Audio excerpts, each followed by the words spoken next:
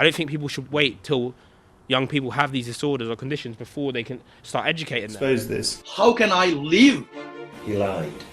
I cried. Genocide of the Uyghurs. Am I misbehaving that much that you think I'll go to prison? Thank you very much, Jodeci and Johnny, for joining us today. We really appreciate you coming here. I wanted to start, for those who might not know you or might not have heard of you so much, just if you could briefly sort of outline your story and how you came to become an activist in mental health and work in this area. So, Johnny, would you like to start? Yeah, sure. So, well, my experiences of mental illness started really young. Really young. I was 5 when I first went to a psychologist, and then mental health wasn't talked about when I was growing up. I didn't have a clue, what was going on.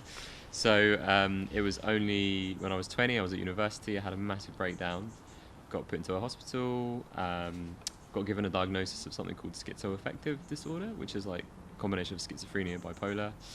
And to be honest, I was really unwell and I'd given up, so I ran away from the hospital and I went to a bridge. Fortunately, I was stopped on the edge of that bridge by a stranger, and yeah, he kind of turned my life around, very, very fortunately. And yeah, I guess that's when my recovery started, but it took a long time to get back on track. And when I was back on track, I decided to find that stranger on the bridge that stopped me. And yeah, did a campaign. Amazingly, he was found through social media, which was just incredible. And yeah, we went on to make a documentary together about it and written books. And yeah, now my big passion is getting the sort of mental health education that young people need into schools and colleges and universities. Still a way to go. We are getting better, I think, addressing it, talking about it, but there's still quite a way to go. I read an article showing research shows that for every £1 spent on early intervention for young people with psychosis and schizophrenia, the NHS could save £15 on expensive hospital care later on. So you can see how it makes sense economically and just in terms of rationally and morally. So you mentioned you had a combination of schizophrenia and bipolar. Would you be able to just explain what bipolar disorder and what schizophrenia are? Yeah, so for me, schizophrenia is kind of losing touch with reality. So hearing voices, thinking that you're something that you're not, like the Messiah, for example. I went through a period where I thought I was on my own version of The Truman Show, the film The Truman Show, where cameras are watching. I was convinced that I was on that. You lose touch with reality, and you just don't know what's real and what's not. It's pretty... When I'm having an episode, when I'm psychotic, it's pretty scary.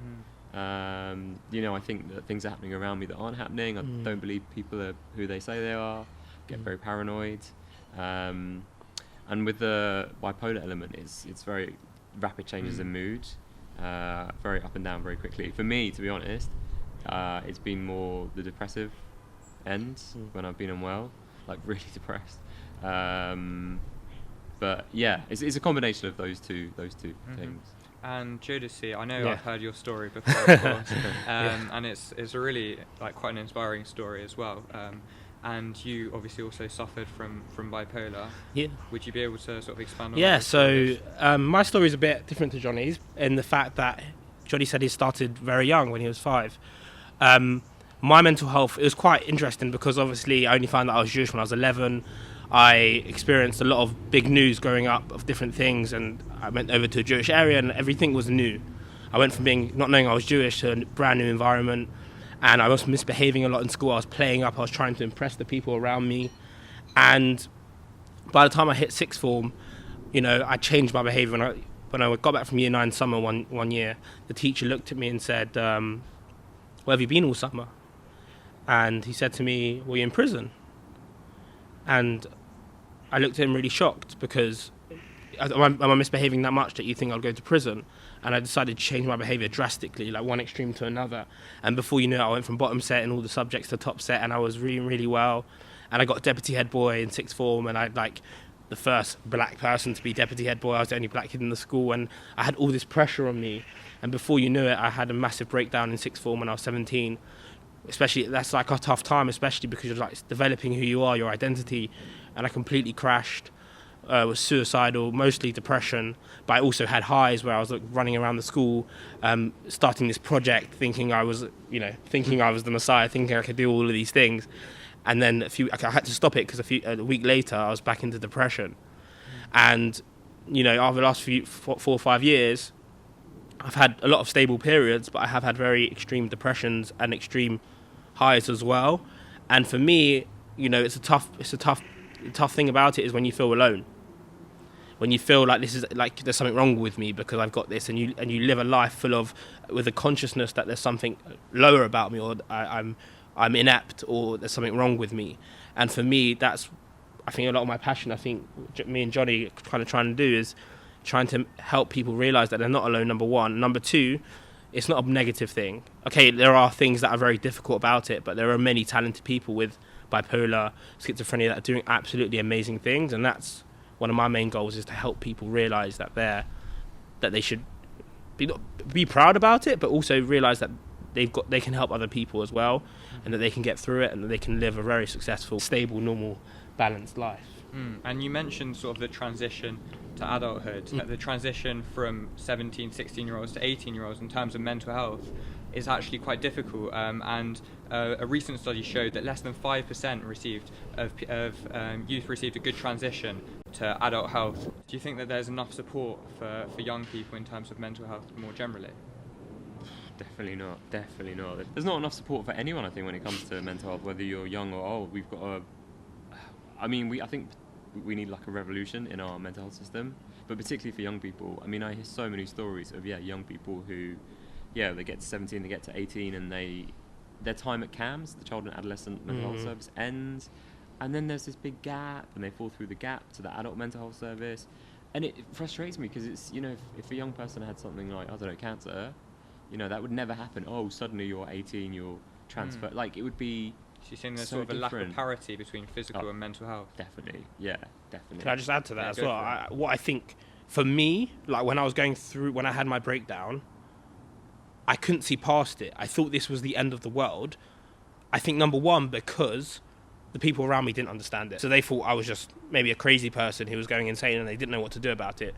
But I think, number two, we're not educated on what these feelings are, mental health, emotions, like what to do if you feel like this, what does this mean? So I couldn't even look for the signs. I had no idea what was going on. I thought I was just some crazy guy, like I didn't know what was happening to me, I didn't know why it was happening. The minute I got my diagnosis, even though it was the scariest thing I received, it was one of the best news I've ever heard, because it made me realise, okay, now I understand what this is. And I think a lot of the issues with the support, that the support isn't there, is that we're not really being educated. And I think education is the key to success in anything. I don't think people should wait till young people have these disorders or conditions before they can start educating them. It should be from a young age, like what is mental health, not to make them think they have one when they don't, but just to make them more aware that it's okay, and that this is what I'm going through. I can talk to someone, I'm having these symptoms. Do you know what I mean? Like, if you've got a broken leg, everyone knows what how a broken leg feels. Everyone knows about, in biology, you learn all about the physical conditions, you know about everything. Yeah. But when it comes to the mind, when I started to not eat, not get hungry, my body wouldn't get hungry. And I didn't know what to do. Like, I wasn't hungry. I didn't want to talk to anyone. I had this anxiety. I didn't know what was going on. We didn't have a school counsellor. We didn't really. Who do you go to? So you talked a lot about education in terms of providing education regarding mental health. Do you think that is the key method to improving, like reducing the stigma around mental health? Well, I think I agree. Education is the key, and education from a young age. There's this. I've spoken to some people that say, "Oh, well, you've got to be careful. You can't start too young." But if you think of things like dental health, like from a really young age, it's kind of drilled into. 100%. Yeah, it's drilled into young people. Got to look after your teeth. Dental health is so important. Like, there's no reason why we can't say the same about mental health without scaring them, without giving them the different diagnoses. Just like, for example, introducing them to things like yoga from a young age, or meditation. Self-care. Coping mechanisms. Exactly. But I also think, as well as the education, there needs to be so much more funding. We know, again, money is often taken out of the mental health services by the commissioners and put in to plug the gaps in the physical health services, and that needs to stop. Money needs to be ring-fenced, I think. We haven't seen that yet, and it really needs to happen. No, and I think the parity, the examples you're making about the differences between physical and mental health, they're really interesting, because you think about the vast differences between someone breaking a leg and the awareness around that, and someone having a mental breakdown or having panic attacks, and how we view them sort of quite differently still, sadly. I think unfortunately that's all we've got time for this podcast, but I think but please make sure to subscribe. Thank you both very much for joining us. Thank you so much. It was great. Really appreciate Yeah. it, and I'll talk to you soon. Goodbye.